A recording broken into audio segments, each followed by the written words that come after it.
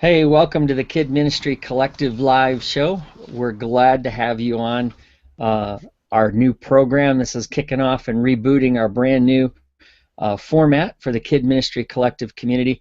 My name's Tom Bump, and I live in Cleveland, Ohio, Chagrin Falls, Ohio to be exact. And I'm one of the hosts on the KMC. And this is our initial launch of the reboot of this program. We used to be the KMC radio show. And now we're making this live video version as well as a podcast version available to the Kid Ministry community. And our goal is always to inspire, to encourage, and entertain those that watch. And so we're looking forward to having some great episodes with a lot of guests. And this first initial episode is just to introduce our team. Not everybody could make it to both our first episode and this episode tonight. But hopefully over the next couple of weeks we'll get everybody on board with us that is able to be a part of the KMC team. But for now, this is our group, and we've got three awesome guys in ministry, brothers in Christ tonight, that we're going to have a good time sitting around what we call the virtual round table and having some fun talking about kid ministry topics. So welcome to the show, Wayne. Hey. Welcome. Glad to be here. Awesome. And Phillip Sexton's down in North Carolina. Welcome, Phillip. Thank you, Tom. It's going to be an awesome show. I'm looking forward to it. Yeah. And our East Coaster, Commander Bill Gunter, is over in Pennsylvania. How you doing, Bill? I'm doing great, Tom. Good to be here. Great. Awesome. Well, fellas, I wanted to get us started. I want the community to get to know you and who you are. And so, Wayne, why don't we start off with you and tell us a little bit about who you are, your ministry, and all of that. Yeah, absolutely. My name is Wayne Stocks. I am outside Columbus, Ohio, so I'm a couple hours south of Tom. I've never actually worked for a church. I've volunteered in children's ministry for years, doing virtually everything short of being on staff, teaching in small groups and Vacation Bible School and all that. And about 5 or 6 years ago, God started leading me down this path of ministering to children from divorced homes and homes without both parents and other types of modern families. So I've been doing that for the last 5 years, the last 3 years exclusively in terms of ministry anyhow. And so set up a website, run local groups for children of divorce. And so that's what I do. And so I'm just here tonight to prove that I have a face for radio. And I've got to tell you, I was watching this afternoon's episode with Sarah and Dave, and Sarah was the young one, and I was excited to get to be the young one on the show tonight. But I think Phillip may have me beat.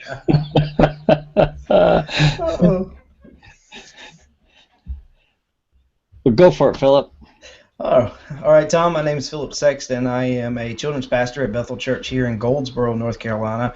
I've been fortunate enough to be at Bethel Church here makes my 20th year here at the church. Not on staff for 20 years, but attending the church. I've been a children's pastor here for the past 7 or 8 years, almost 10 years. Probably been volunteering in youth ministry 5 or 6 years before that. So got deep roots here at Bethel Church. But I'm just excited to be here. Have a heart for children's ministry. I also have a heart to help young children's pastors that are coming on board in the ministry and just be able to help them develop their leadership. So I'm really looking forward to this podcast, and I can't wait for the future episodes and let's get it kicked off and rolling and hopefully help some people develop in ministry. Awesome. All right, Bill, you're up. I am Bill Gunter, known as Commander Bill, as you can see by my little yellow guy, my iconic yellow guy. And the people don't want to know Commander Bill, a lot of people, not everybody. And I've served in children's ministry. I am the old guy. My youngest is 27.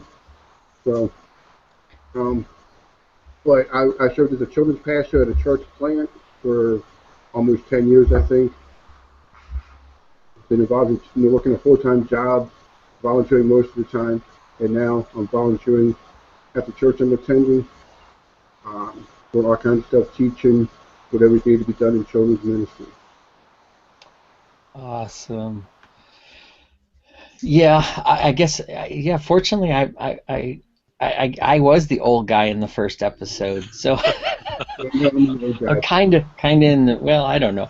Well, but that's all right. Yeah, well, I've been in Chagrin Falls for 3 years now. I'm starting my third year here in the state of Ohio, and Say that a little louder, Tom. Where you yeah, live now? no, yeah, I can't do that. I mean, all right, I had to do it. You brought it out, so there it goes. There's the first Michigan guy. So you asked for it. I'd show you my That's, Buckeye gear, but then you might see that I haven't taken down all my Christmas stuff, and yeah. that would be embarrassing. This is the Wayne Stocks torture device. When I want Oh, to go gosh. crazy, I just hold up this guy, and it's all good. All right. See, like I said, this show is going to be out of control. I just knew it. Tom knew that when he invited me. Hey, So- we may as well just jump right in, right, Tom? yeah, So that's for sure. I was wondering, from the collective genius here, what inspires you guys most about leading and serving in children's ministry? Well, I'll jump in. I think what inspires me the most is, I mean, for me, what keeps me going is when you get to see a child take that step into faith, watching their eyes light up and seeing them really understand and grasp the spiritual truth that Jesus Christ is their Lord and Savior. That to me gets me going. And then, well, like Phillip said, he and we talked a lot on the Infuse training time that we had together of the passion that we have of training up the next generation. And I realize that where I'm at in life after being in ministry for 28 plus years, it's time for me to start training up the next gen, helping them learn what I know and putting it into practice and experiencing that calling in their life, like what I have. So I think that's what keeps me going. That's what inspires me is seeing children cross into faith and then seeing new people come into ministry and get that passion and that excitement to serve God. That floats my boat every time. Hey, Tom, before we move on, can I just follow up with a question? I'm curious, as somebody who's been doing this a long time, how would you say what inspires you or what drives you has changed over time? Or has it not changed? I don't think it's changed a whole lot. I mean, my calling to ministry was really clear from the very beginning. I knew that I wanted to serve God from the moment. I mean, it started in Detroit, Michigan. I met a little girl who lived within walking distance of a couple of good Bible teaching churches, but yet this little girl didn't know who Jesus was, didn't know who God is, I should say. And I mean, her eyes haunt me to this day. Even of just, she asked the question, "Who is God?" And fortunately I was able to share the gospel with her, and she came to saving faith on the front porch of this house that we were doing a Bible club in. But it was at that time that I knew God was calling me into ministry and to be a missionary here in the United States. And so my passion hasn't changed. It's the focus has changed a little bit. Where I used to be, where I felt very passionate of, I needed to be up front in front of the kids all the time, and I needed to be that children's pastor. To where now I still want to do that, but I also want to train up a whole lot more people to do what I do, because that multiplies the kingdom building. So for me, I'd say it hasn't changed. My passion hasn't changed. My focus has become more refined. I guess that's probably a better way of saying it. Yeah, I was just curious. Yeah, if you don't mind, Wayne, let me jump in there. I'm pretty much right along the lines with Tom, and I hate to try to sound like I'm just imitating or copying, but But You guys sound different, so it's okay. yeah, it's the North Carolina in me, I guess. But what inspires me is pretty much similar to what Tom says, and that's the fact that I love it when I see a child or a kid get it. I just love it when that light turns on, and when I see them. And then the second part of that is when they get it to the point that they want to start serving. I mean, that really it tickles me to see a young person, a fifth or sixth grader, or even a seventh grader in middle school from our youth program come back, and they hate to leave our kids ministries and go into the youth, so they end up signing up to volunteer as a middle schooler, and they just come back and serve, and that it gives you that warm and fuzzy feeling on the inside. But you also know, other than just it's a kind of a proud daddy moment. But other than that, it's just going, aha, they got it to the point that they want to come back and just serve and serve a ministry that they were developed in as well. And as far as my focus changing, I think that originally I was kind of like Tom. I like being up front. And I really was focused on having the best programming. And I know it wasn't about showing off our programming, but the theory behind it in my mind and in my heart was the better programming I had, the better the kids were going to get it. And so it was an honest and it was a pure motive as far as programming. But now I sit back and to me, the programming isn't as important as training up the leaders that are in front now. Instead, I've tried my best. I mean, it is hard. Granted, it's real hard to step back and let people do stuff that you're just so used to doing day in and day out, year after year. But now I get so tickled. I've got an awesome leadership team with me, but it's just, I mean, it's amazing to step back and watch them do it now and do it in different ways than I would do it, but do it better. So. I mean, those are the things that just inspires me to keep doing what I'm doing. Yeah, that's great. And for me, it's the same kind of thing. I'm not going to repeat what these guys have been saying. It's seeing the kids connecting with God, and for me also, when a parent comes to me and says, "Hey, I'm looking for a Bible for my son. What do you recommend? I'm looking for this for my child. What do you recommend?" And to be able to have resources on hand, or to be able to talk to them about what's available for them to disciple their kids at home, to me that's awesome.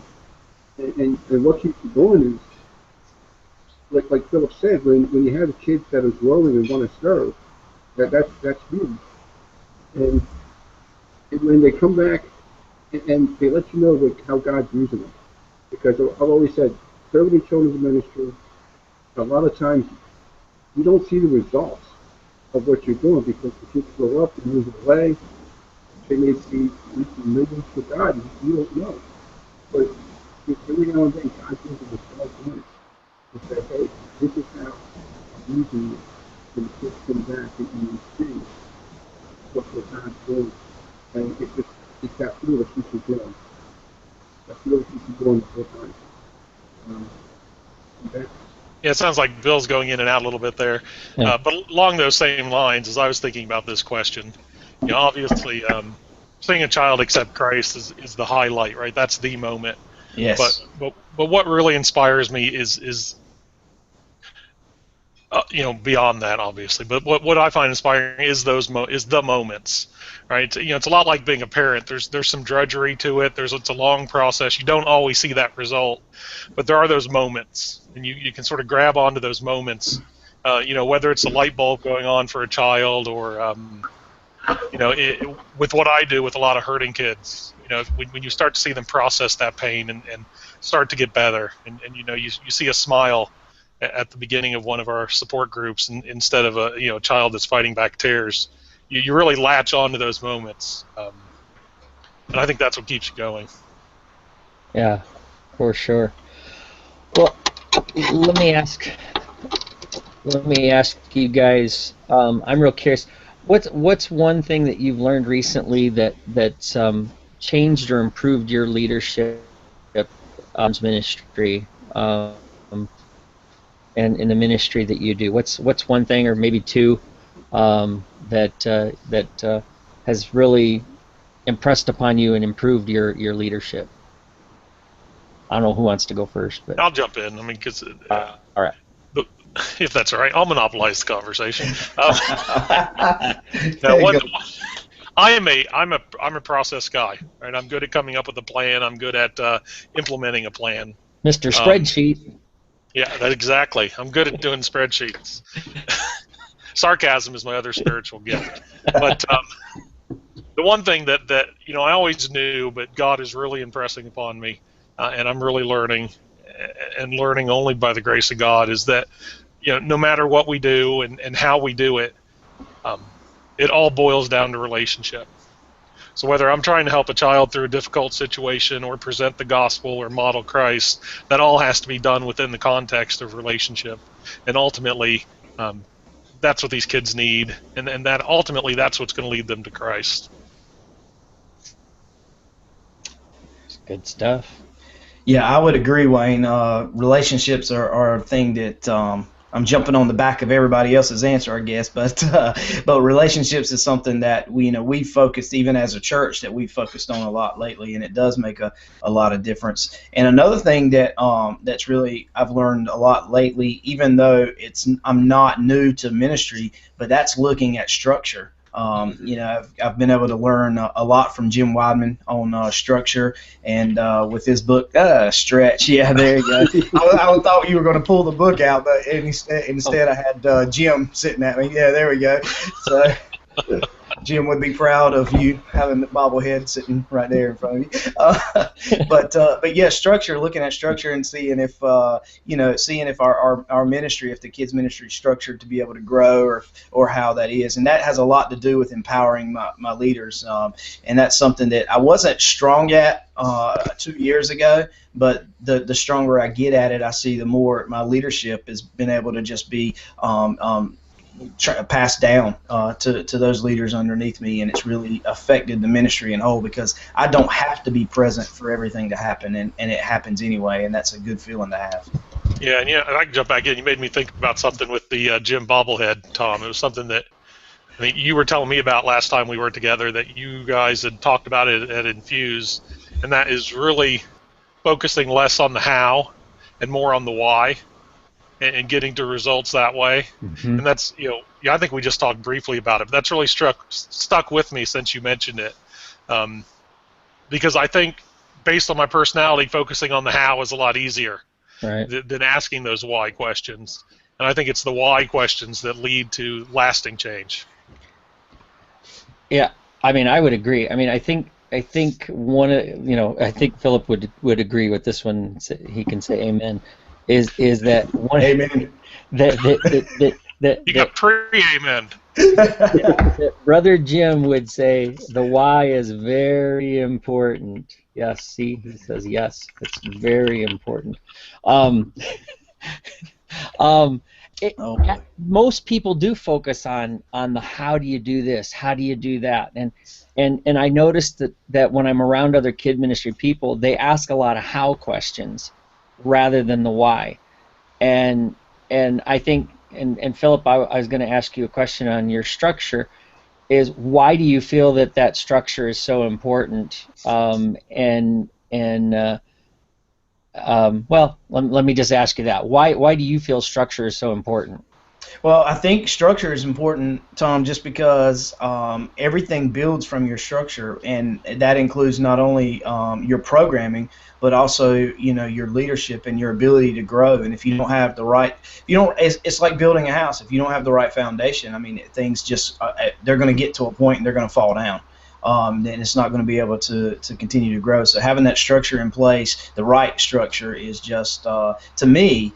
I found it to be one of those like aha moments where, if I get the structure right, then everything else I can make way for everything else. I don't have to have volunteers to fill these positions right now, but if I've got these positions and these job descriptions ready for when I do have the volunteers, then I can prepare for 5 or 6 or 800, 1,000 kids now if I only have 200.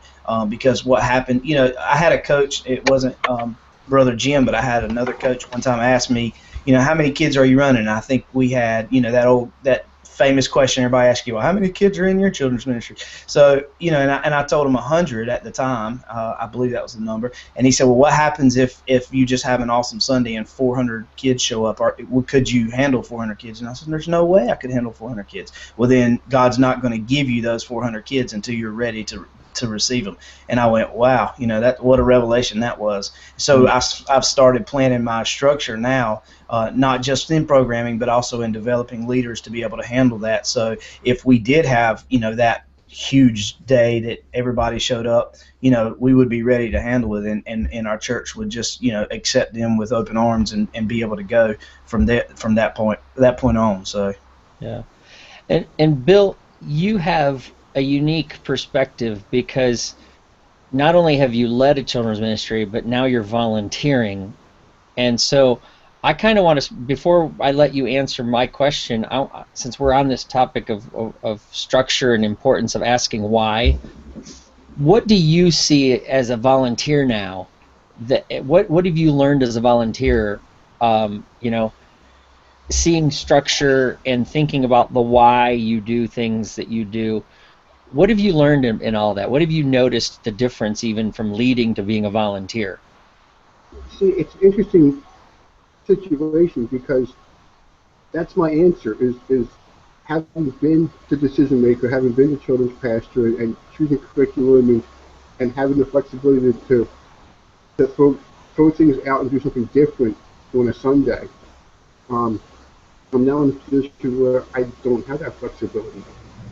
And so I'm learning to lead from the middle. And I'm seeing things where I could have done things better as the children's pastor, where I failed or I neglected to do certain things. And I see sometimes where communication may be lacking from leadership and things of that nature. And that's where the structure comes in. It's indicated, and so I may go in on a Sunday morning and not know everything that's happening. Something else might be done which may or may not affect the lesson I've got prepared. But like I said, what I've learned recently is how to lead from the middle. And I've never been able to never really thought about leading from the middle. And because you can't come in and say, hey, you got to do it this way. Right. Because you're not in charge. And so it's how do you relate to people. And so you do things and kind of let them notice what you're doing. You do things with permission and see how they adapt. I mean, there have been things I initiated, and people saw my, throughout children's ministry or not. But things of that nature, just seeing a good idea, kind of running with it with permission, not going too rogue, and just setting the example in the middle while still being, while still following the authority above you that way and following the guidelines and whatnot. Yeah, we'll have to put that in the notes that that would be a great show topic, is how to lead from the middle. Sometimes we as kids pastors get into a place where we may not have a strong leader above us. And how do you handle that? Got an interesting perspective on that one, but we'll save that for another show. Yeah, another show. I don't, I wouldn't say hard to follow, but maybe they have a different ministry perspective. Yeah. Or they would do it differently than you would, and it's just adapting how they do it, or just trying to be persuasive in a good way. Yeah. Yep. Okay, so now back to our original question of what's one thing that you've recently learned that's improved your leadership from where you're at? And again, like I said, for me, it's the humbling experience of being the person in control, being a volunteer. And I don't mean that to make them second-class citizen, but being a volunteer, not having those decision-making and being able to lead. I could tell you so. No, I mean, CPC was hard for me last year. Because I went, it was great, and then the entire drive back, I was thinking, on all this stuff, but I can't always apply it. But how can I apply it in the middle, so to speak, that way? So it's leading from the middle, and that's been Okay. a big eye opener for me. And it's helped me um, to reach, to have more influence, I guess, both above and below.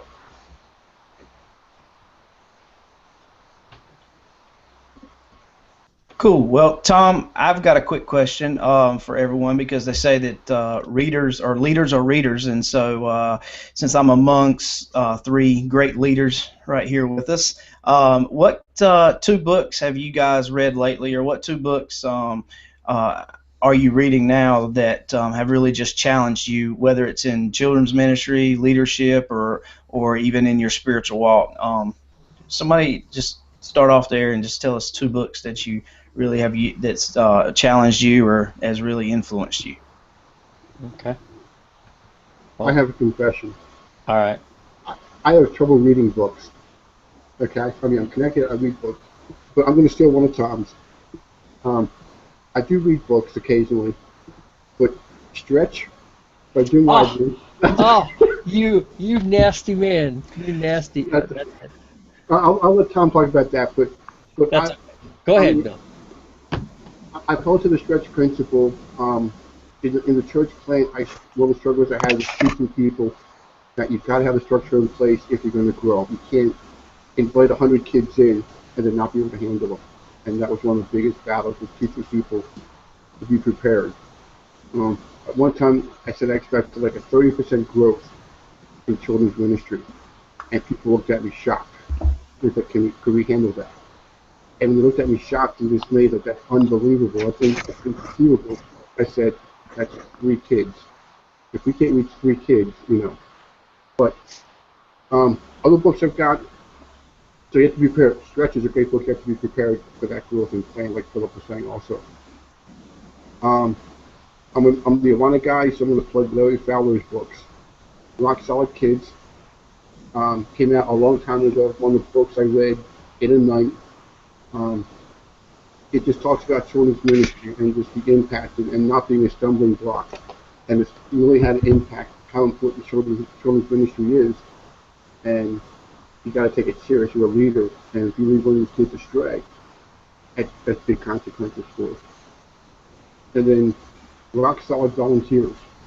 We go through the book of Nehemiah and how Nehemiah handled the Israelites, rebuilding the wall and all the trials he had.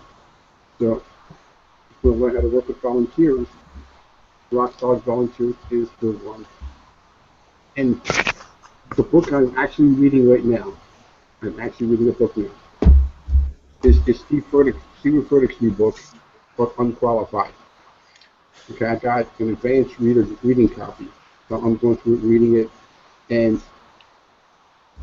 just starting it, it's really impressive. Just showing that we always say God doesn't call the qualified; He qualifies the called. Nobody's perfect, and just how God uses people, how God uses broken people to do big things. So I'm reading this. Look for a review on my blog coming up. It looks like it's a great book, but that's what I'm reading now because lots of times I feel unqualified. I think we're going to have to impose a book limit because I'm going to go broke. Hey, on that note, I tell people in my spare time I'm an accountant. The old joke is there are 3 types of accountants: those who can count and those who can't. And so I have 4 books that I'll share with you. Wow. And the first 2 are. I had 4. I'm gonna have to go dip into my library First behind me here in a minute. Start to say, I just let me head to the bookshelf. You may have some of these. The first 2, I sort of was trying to think a little bit out of the box. The book that I recommend to everybody who works in children's ministry, and the one that I sort of go back to over and over and over again, is the book "Come Ye Children" by Charles Spurgeon. It's an oldie but a goodie, if you will. Wow. You're going way back. I like way back. And I'm the old guy. I like the old guys. So, but Spurgeon's one of my favorites. He doesn't hold back. I think that's what I like about him. But in the book "Come Ye Children" is a solid defense of why you should work with kids, and just very insightful. It's a great book. The other one that I would recommend everybody have, it would be the one that I haven't read cover to cover, but that is Wayne Gruden's Systematic Theology. Mm-hmm. I think in children's ministry that we don't pay enough attention to theology. I think I always told people that I felt like I should be preparing to teach the kids as though I was preaching to the adults, and then figuring out how to make it understandable to them. And that involves doing some heavy lifting and doing some digging, and that is just a very good book for that. It's one of my favorites. I don't have my hard copy of those because I packed them away because I now have them on the iPad for ready reference. Now these two though I did find on my shelf. This is a great book. That is The Fabulous Reinvention of Sunday School by Aaron Reynolds. It's one of the first books I read when I started teaching. Challenging for a guy like me who's a bit ways and likes to do things a particular way. Really challenging in terms of different techniques and different things you can do, and ways that are effective in teaching kids. I go back to this one over and over. Still, I think I read it 15 years ago. Don't check the copy date on it though, because it was only published 10. I'll feel like a liar. This was the other one. This is Lead the Way God Made You by Larry Schallenberger. I think it's still in print. I think so. Group Larry does that one, right? What's that? Group Publishing does that one, right? Yes. Larry was the children's pastor in Pennsylvania and then went on to be a lead pastor, and I'm not sure exactly what he's doing now, but this was a good book for me because I had this tendency to look at people leading a certain way and go, that's what a leader does, and then feel sort of inept when that's not my way. And this book is really good at helping you figure out what your way of leadership is, and then discussing how, once you figure that out, you need to surround yourself with the other types of leaders and people who are good at the other things where you aren't as good. And so to lead effectively, you need to have a good team that complements each other.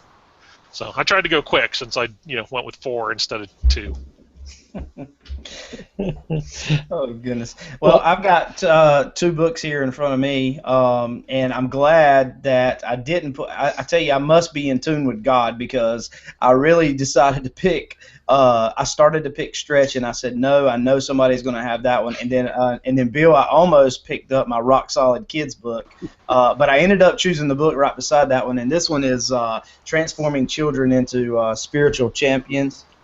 Which is a really good book by George Barna. I don't know if you guys have read that book, but it really kind of tells us, where children stand in today's society, and then how we need to use every resource that we can to reach them while they're young, and also really stresses the importance of partnering with their parents in order to minister to their family and get their parents to begin the discipling process, because they should be the ones discipling their children at home, and we can help them as a church. Another one is a small one that I probably helps me more than it did you guys, but just because of my nature, I've never been diagnosed with ADD or anything like that, but I seem to go from project to project, and I'll switch gears in a heartbeat. But Jim Weidman wrote this book, Beat the Clock, and it's basically time management. And it has made a world of difference in the way that I lead, in the way that I do everything. And this wasn't on purpose to keep bringing up Brother Jim's name. Especially me and Tom did not get this together so that he could bring out his bobblehead. But Beat the Clock was a really good book that has just enabled me to structure my time so that I can get the most out of my work day without having to dig into my family time and my personal time. And one last book, I know we said 2, but here's my third one, is Undercover by John Bevere.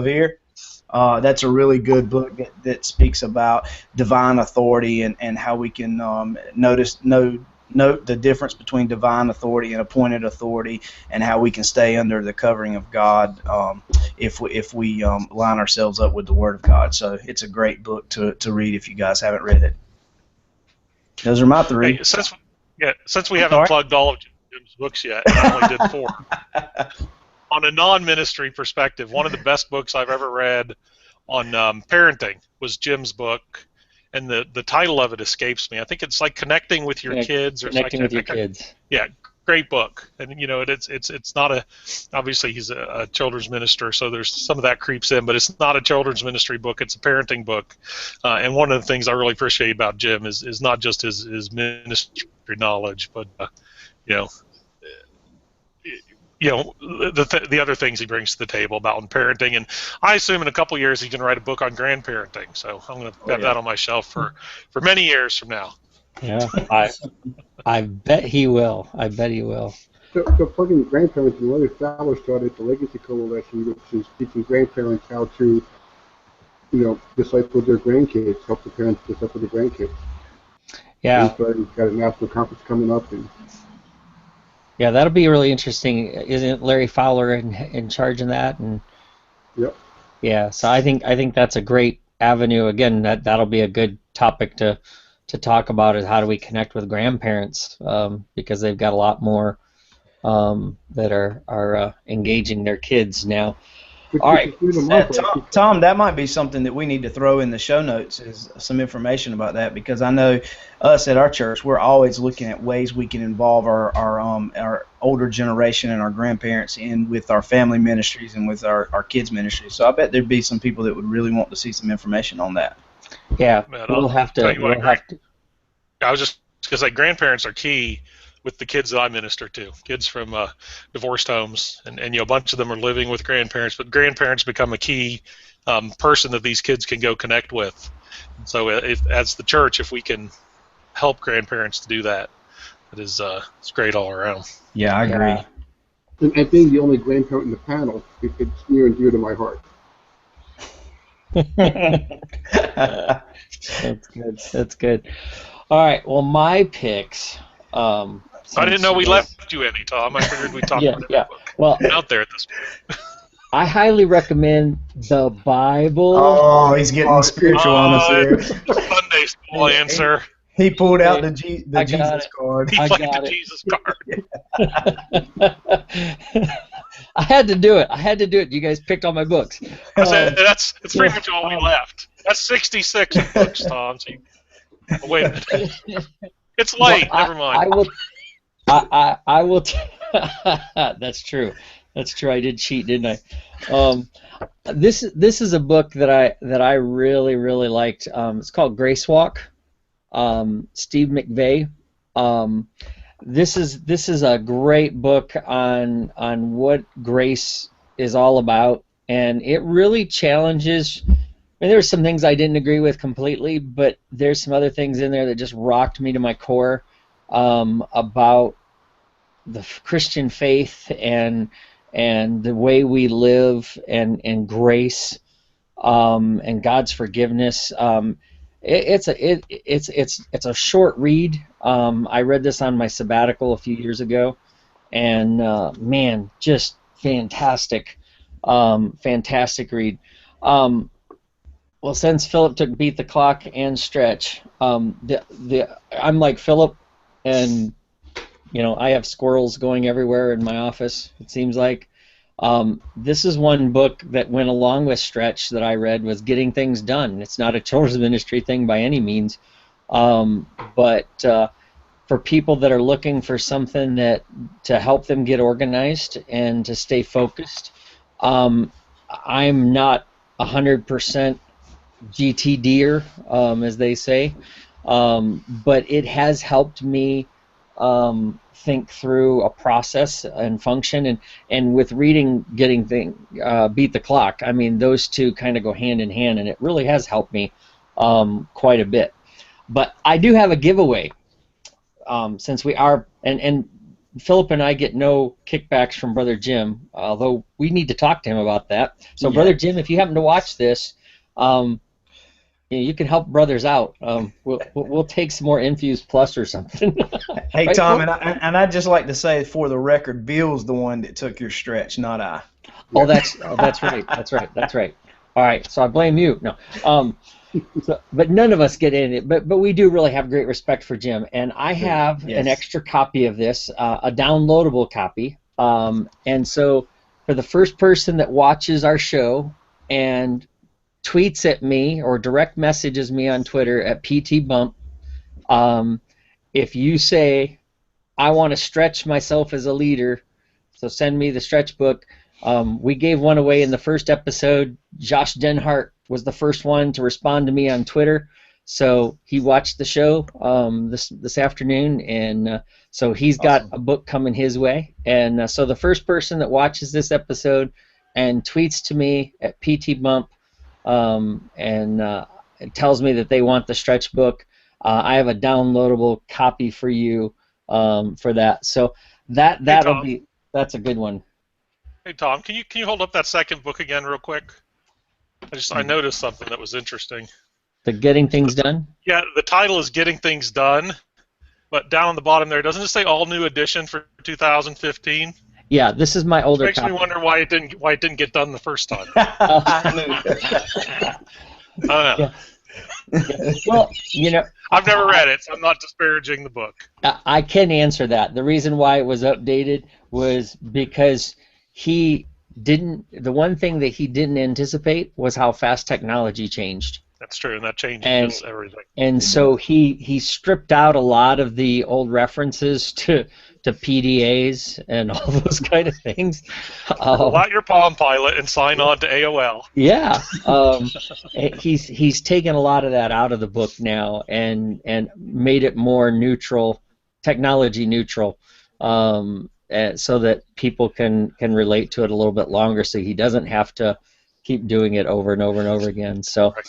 While we're talking about like technology changes and things change and stuff, what are you most excited about in your ministry right now?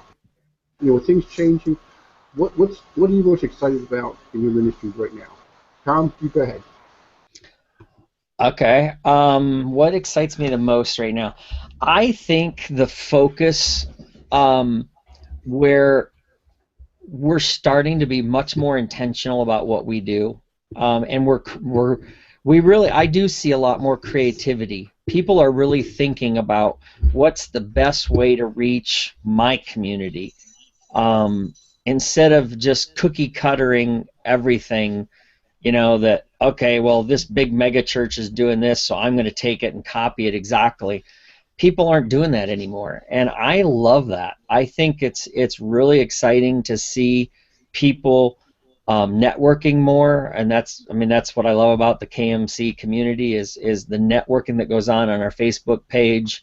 A lot more people are asking some really great questions and thinking through issues. I think, to me, those are two big exciting things. The way people are being much more intentional, and the way that they're networking. I just think is way cool. How about you, Philip? Bill, I think one thing that I'm super excited about in our ministry is that we are starting to focus more on our community than anything else. That's kind of why, if I've got this glow on my forehead right now, it's not the glory of the Lord right now. It's sweat because we've been out playing dodgeball. We have a rec night on Thursday nights, and so we bring in a lot of our lower income neighborhoods, and they come to the church. They might not quite fit into our Wednesday night or our Sunday morning programming, but they come out and we feed them, and we do things and play games, and of course teach them life skills on Thursday nights, and we're making it we are strategically located so that we can do that, and we're finding avenues where God's just opening doors in ways that we can just kind of get into those neighborhoods and those communities, and I'm just super pumped about it because these are people that have souls that a lot of other ministries and a lot of other people kind of bypass, and I know that the Bible says to go out into all the world, but to do that you got to get on an airplane, and the way I look at it is to get to that airport I've got to drive through these communities, and we're skipping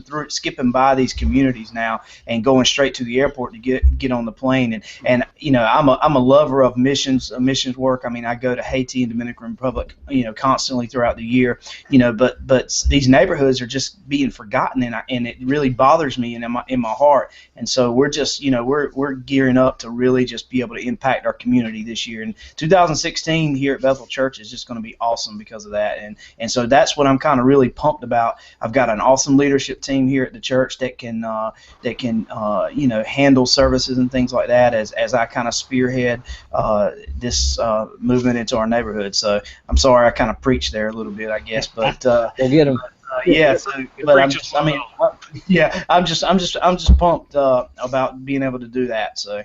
But that's important. You can't see the forest through the trees. We're so focused on what's out beyond us that we forget about what's right next door. That's awesome that you're reaching being intentional at reaching the neighborhood, the people right next door. Because so often, like you say, we walk out the front door, get in the car, and we drive out of the neighborhood, and we don't reach them. Right. Yes. And that's great. Wayne, how things going with you? What's stoking your fire these days? At least on a macro level, again, the kids I'm working with are kids that often fall through the cracks, that stop going to church or never come to church. And so I'm excited to see more and more of things like Phillip's church is doing, or like Rachel Grohl is doing out in Pennsylvania, where they're taking church to these kids who otherwise wouldn't have an opportunity to hear the gospel, and just going out and building relationships and just being there for the kids, because a lot of ministry is just being present and being with those kids and forming a relationship with them. And I'm seeing a lot more of that going on now than when I started down this particular area of ministry. And then on the micro level, my ministry in particular, what I'm excited about is I finally have been doing it long enough that I'm getting hurting kids who are coming to me with questions, particularly over the internet. And these are kids who would never go to church, who wouldn't go to a support group. And so we set up I'mAChildOfDivorce.com, which obviously has a Christian point of view because I run it, but it's not an overtly Christian website. And so we get a lot of kids who might sort of shy away otherwise, who will come, get the help they need, and then hopefully start to formulate relationships with those kids and eventually lead them to what I think is the ultimate source of hope and healing.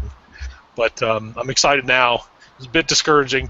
We put a lot of work into it, and for a couple years there, didn't get a lot of reaction. But now it seems to be gaining a little traction, and it's getting to the right people. Part of my ministry is talking to people who work with kids, going to churches, going to these conferences, and talking to people who are in children's ministry. But I really want a large part of it to be working directly with these kids and helping the kids directly. And I feel like we're finally getting to that point. So that's exciting to me. Yeah, and we're going to be doing an episode with you and Linda Ransom Jacobs. I want to talk to both of you guys since you really are, kind of experts in the field of dealing with kids and divorce, and so we will. That's going to be another future episode, just to give people some insight. We're gonna have you guys on as featured interviewees for that episode because we want you guys to share a lot more of your heartbeat for families with divorce and the kids of divorce, because there's a lot that the church can be doing, should be doing, that we're not doing and are not thinking about. So yeah, absolutely. Wayne, can you give us that that website again? Yeah, I've got two. There's Divorce Ministry for Kids. That's the number 4 kids.com. That is my ministry that focuses on helping people work with kids. And then out of that, we started one for children of divorce, and that is I'mAChildOfDivorce.com. Great, thanks. Yep. Yeah, we'll make sure those get into the show notes as soon as I can get them typed up. We'll have them in. So cool. Well, hey guys, we've got to pretty much get ready to wrap this up. I really appreciate you, my brothers, and I'm really excited about where God's going to take the KMC live program now and the podcast as we do that. Again, so that people know what we're doing is you can watch this via Google Hangout. You can watch it on our Kid Ministry Collective YouTube channel. So if you go to YouTube and search, we'd love it if you'd subscribe to it.